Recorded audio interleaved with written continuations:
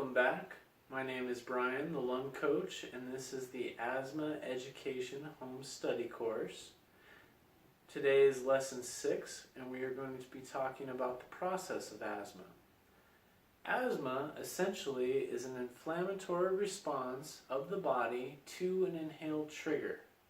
The trigger can be an allergen, it can be an irritant, or it can be a virus.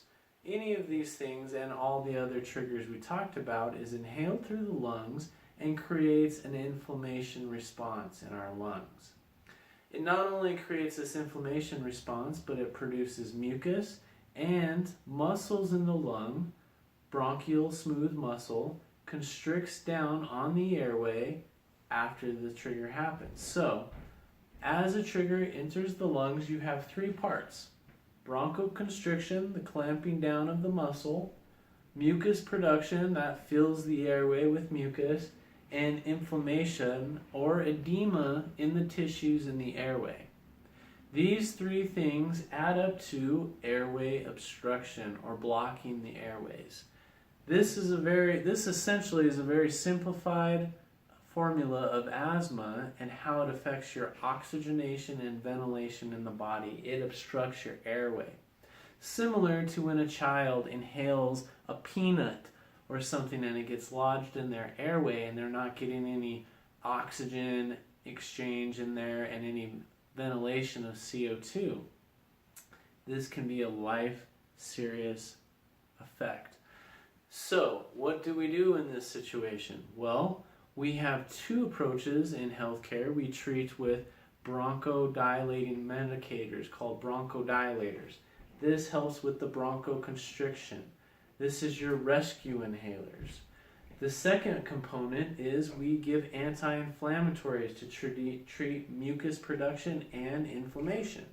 These are your inhaled steroids.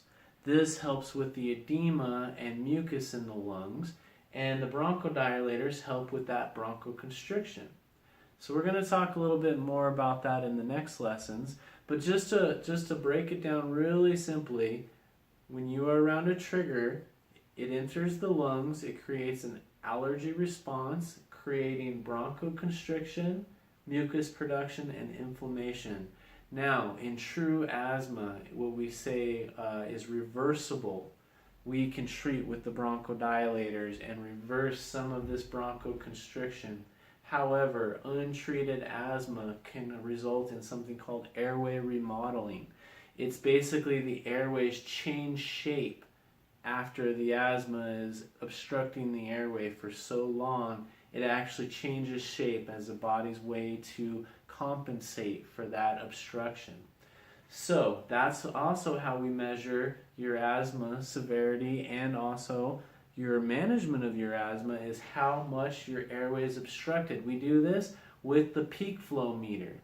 You blow through the peak flow meter and it measures the airway obstruction in the airways in the lung. So this is why we always recommend to do this daily, especially with any form of persistent asthma. Persistent, mild, moderate, or severe asthma, and your doctor can help you determine your severity of your asthma. We talked about that a few lessons ago in the diagnosis and severity lesson, so check that out if you missed that one. But just real simply, a real simple explanation of asthma, because many people don't understand what asthma is. It's the bronchoconstriction, the mucus production, and the inflammation in the airways that causes airway obstruction and prevents oxygen to get into your blood from your lungs. So, another component is that it is mostly reversible. This means that when you take bronchodilators, it reverses the bronchoconstriction and you get better gas exchange. This is not the same thing as chronic obstructive pulmonary disease, which is a chronic lung disease mostly caused by smoking cigarettes. It is not reversible. That airway obstruction is chronic, it is unreversible, and therefore sometimes more difficult to treat. As to where asthma, you can almost have normal lung function if you manage your asthma. However, once again, untreated asthma can result in airway remodeling and cause similar symptoms as COPD. However, they are different. They are different diseases. People ask me that a lot. But asthma is reversible. COPD is not. And there's some other lung conditions out there: cystic fibrosis, pulmonary fibrosis, interstitial lung disease. These are other conditions outside of this course and lesson. However, they sometimes have a component of asthma, which is this bronchoconstriction, mucus production, and inflammation in the airway. So your two main